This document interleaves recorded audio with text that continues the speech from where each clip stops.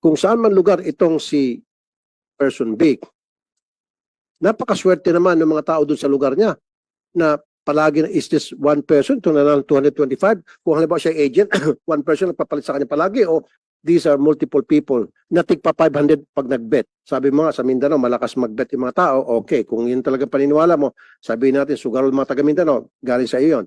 Dahil malakas mag-bet. Kasi dapat, normally, pag yung hindi malakas mag-bet, 10 pesos lang. Yes, sir. Nagbe-bet ng 500. So, are these multiple people?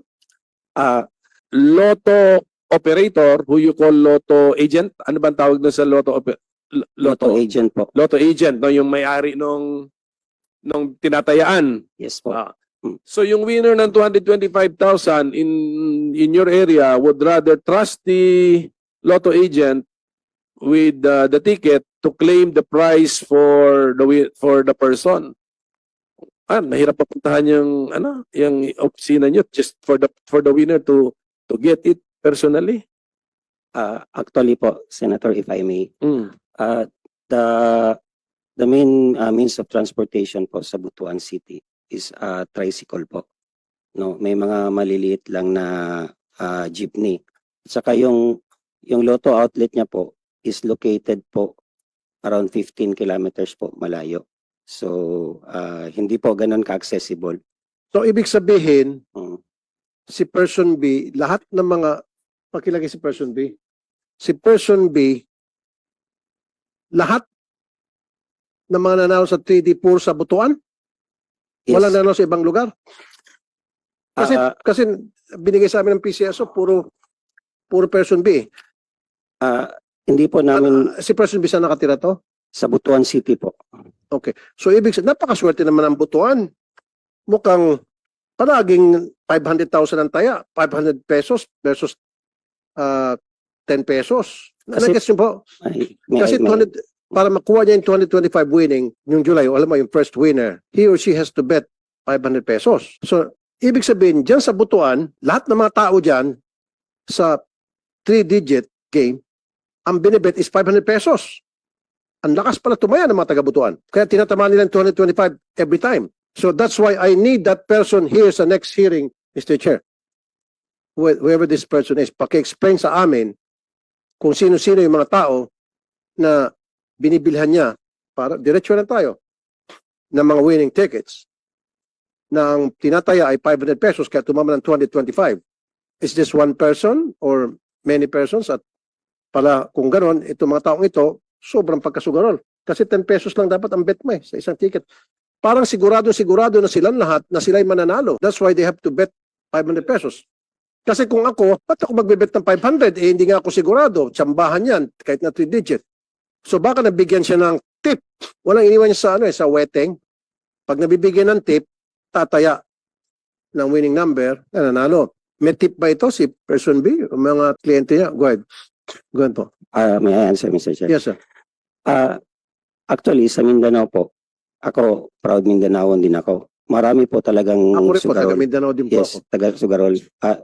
Even though at that time of Hayalay pa po.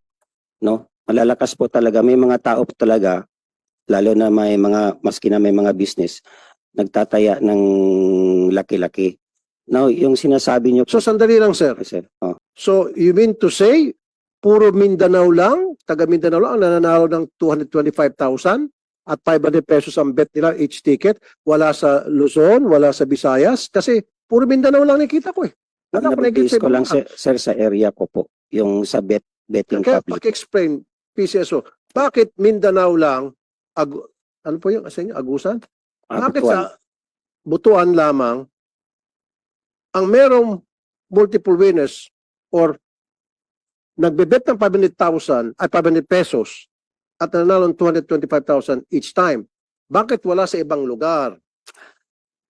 Bakit wala po sa Visayas? Wala sa Cebu, wala sa Pangasinan o sa Quezon, sa Yung iba, Sorsogon? pwede, sir, Mr. Chair, yung mga games po namin, sir, may mga games po na halos yun yung malakas at saka patok talaga sa isang lugar. In Mindanao, malakas talaga yung 3D. Okay. At saka meron pa ngang dati na 2D, yung last 2 ng sa illegal, yung last 2 ng 3D natin. Yun po pinakamalakas. Particular, okay, yes sir, malakas po yung Oh, 3D, okay, oh.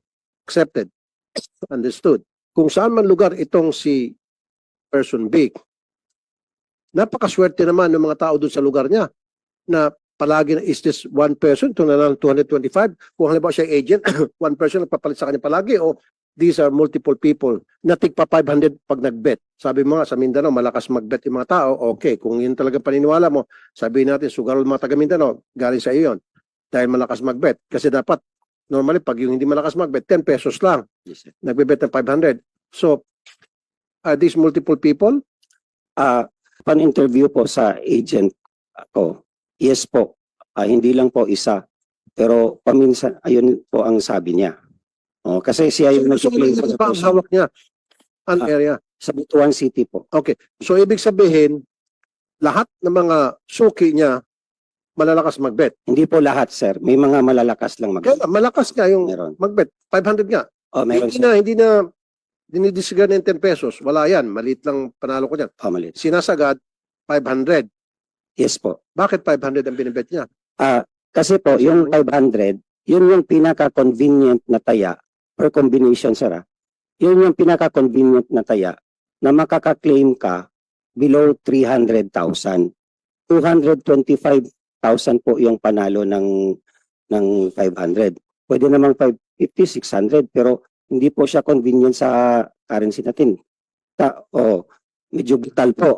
So 500 is the most convenient na kapag panalo ka na, hindi ka na pupunta ng Manila. Kasi pag mag 1,000 ka na, that's already 450,000. Sa nakita nyo, may isa po dyan na claim niya po sa Manila. Yun pong 450,000. Kasi magpa-fly pa siya. So, ibig sabihin, pag 225,000, hindi niya kailangan pumunta ng Manila. Pero, may option din siya na pumunta ng Manila kung gusto niya. Pwede rin po, sir. Tama? Tama po. Okay. Doesn't matter whether pupunta sa Manila o hindi. 225,000 o above 10,000, may option siya pumunta sa Manila kung gusto niya o pumunta sa district office kung gusto niya. Yes po. Oh. Ang expenses po, sir, na pupunta ng Manila, sir, malayo po yung Butuan, Pero kung sir. 225,000, pwede mo pumunta sa opisina sa Butuan, sa district office ng PCSO. Tama? Para mag-claim? O kailangan pumunta pa ng Manila? Sa branch office lang po yun. O, Yun pwede, sa di di ba ba? kanina? O. Pwede Sa- pumunta. Yung 225,000 na sinabi ko po,